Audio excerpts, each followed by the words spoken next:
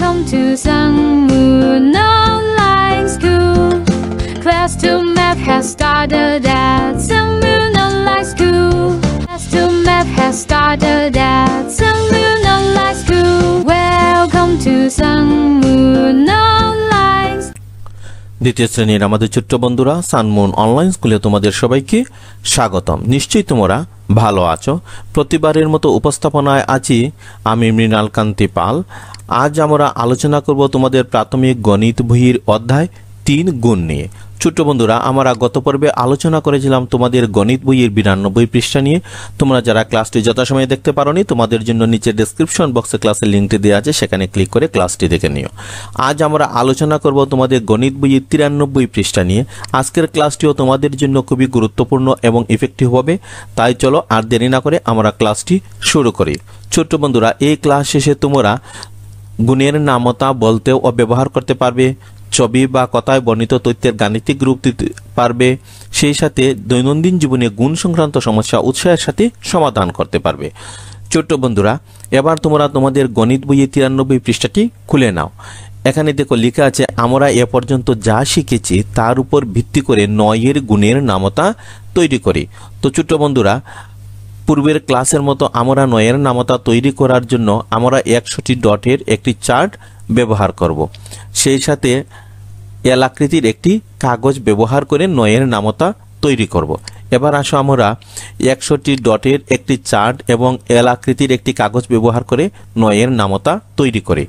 আমরা 100টি ডটের একটি চার্ট নিলাম, সেই সাথে এল আকৃতির একটি কাগজ এমনভাবে স্থাপন করলাম যেন এই যে কলম বরাবর 9টি ডট থাকে এবং র বা সারি বরাবর একটি ডট থাকে। তো ছোট্ট বন্ধুরা, এবার বলো তো এখানে কতটি ডট আছে? এখানে 9টি ডট আছে। আমরা কিভাবে হিসাব করেছি? আমার 9কে 1 দ্বারা গুণ করে 9 পেয়েছি।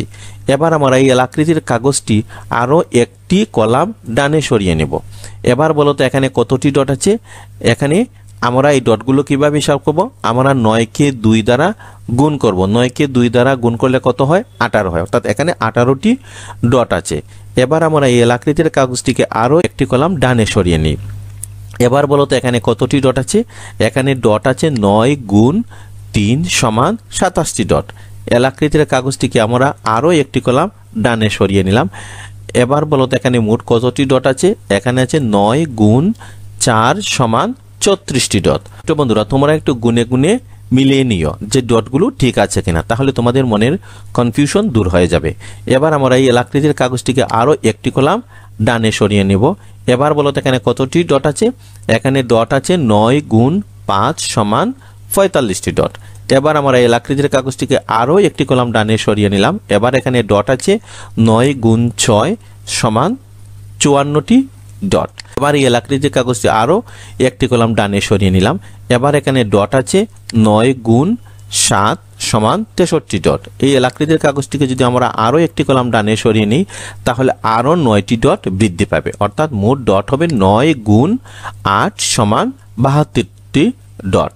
এবার আমরা এল আকৃতির কাগজটিকে আরও একটি কলাম ডানে সরিয়ে নিলে এখানে ডটের সংখ্যা হবে 9 গুণ 9 সমান 81টি ডট।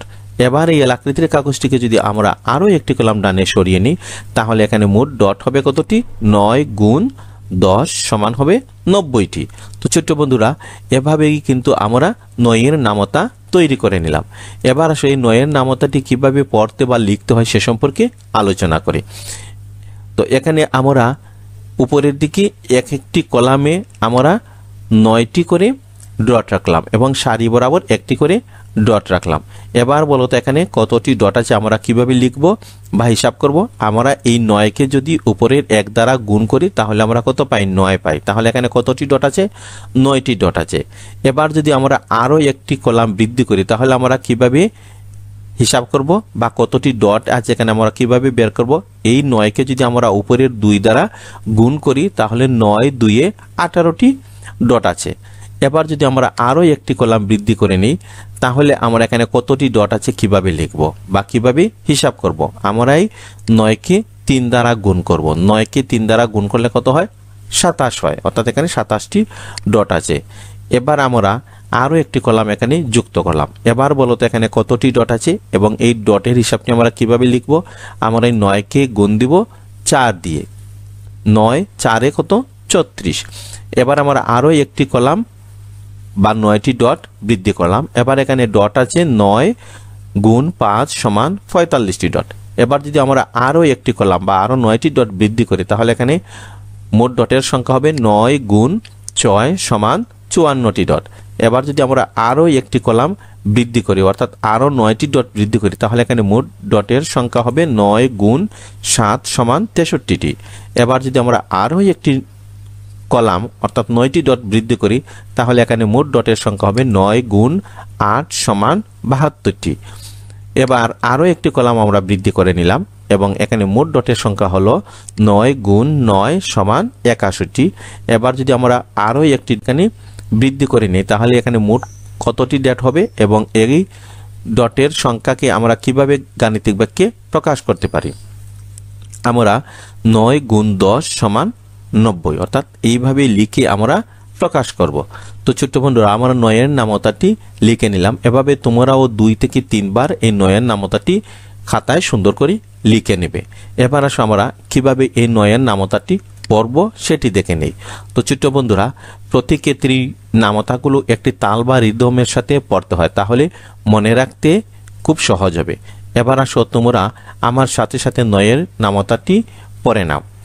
9 একে 9, 9 দুইয়ে 18, 9 তিনে 27, 9 চারে 34, 9 পাঁচে 45, 9 ছয়ে 54, 9 সাতে 63, 9 আটে 72, 9 9 81, 9 10 90।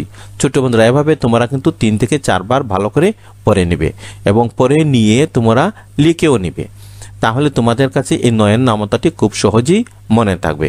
ছোট বন্ধুরা এবার তোমাদের 93 পৃষ্ঠায় একটি অঙ্ক আছে। এই অঙ্কটি আমি পড়ছি, তোমরা মনোযোগ দিয়ে শুনো এবং বোঝার চেষ্টা করো। প্রতিটি ঝুড়িতে 9টি করে রুটি রাখা যায়, এরকম 60টি ঝুড়িতে কতগুলো রুটি রাখা যায়? এই অঙ্কটি আমরা 9 এর নামতার সাহায্যে সমাধান করব। তো আমরা এই যে একটি চার্ট নিয়ে গেলাম, এখানে উপরের দিকে কলামের সংখ্যা অর্থাৎ উপরের দিকে হচ্ছে ঝুড়ির সংখ্যা, প্রতিটি কলাম এক একটি ঝুড়ি নির্দেশ করছে এবং নিচের দিকে হচ্ছে 1 থেকে 9 পর্যন্ত রুটির সংখ্যা। তো প্রতিটি ঝুড়িতে কতটি রুটি রাখা যায়? প্রতিটি ঝুড়িতে রাখা যায় এই যে 9টি রুটি। প্রতিটি ডট দ্বারা কিন্তু একটি রুটি বোঝানো হয়েছে। তো এই যে কলাম বরাবর হচ্ছে কি এক একটি ঝুড়ি। তো প্রথম ঝুড়িতে কতটি রুটি রাখা হয়েছে? 9টি রুটি। তো এবার আমাদেরকে বের করতে মোট 60টি ঝুড়িতে কতগুলো রুটি রাখা যায়। তো একটি ঝুড়িতে রাখা গেল কয়টি রুটি?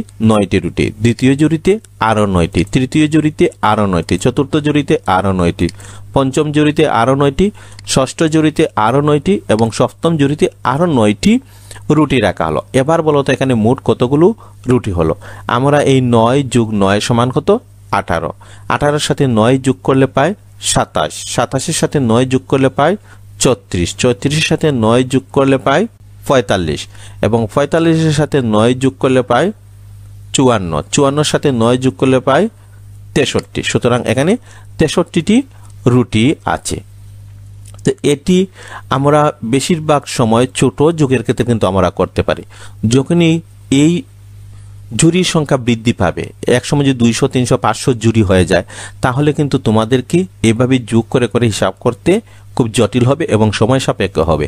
তাই আমরা এটা কিভাবে হিসাব করব? আমরা গুণের সাহায্যে এটিকে খুব সহজেই হিসাব করতে পারি, বা অনেক বড় সংখ্যার যুগও যদি হয় আমরা খুব সহজেই কিন্তু গুণের মাধ্যমে হিসাব করতে পারি।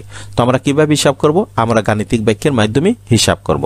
তো প্রথমে আমরা কি লিখব? এখানে প্রতিটি ঝুড়িতে কতটি করে রুটি আছে? 9টি করে, তাই আমরা লিখব 9। এখানে ঝুড়ির সংখ্যা কতটি? 60টি, অর্থাৎ 60টি ঝুড়িতে কতটি রুটি আছে আমাদেরকে বের করতে হবে, তাই আমরা 9কে গুণ দিব 7 দিয়ে।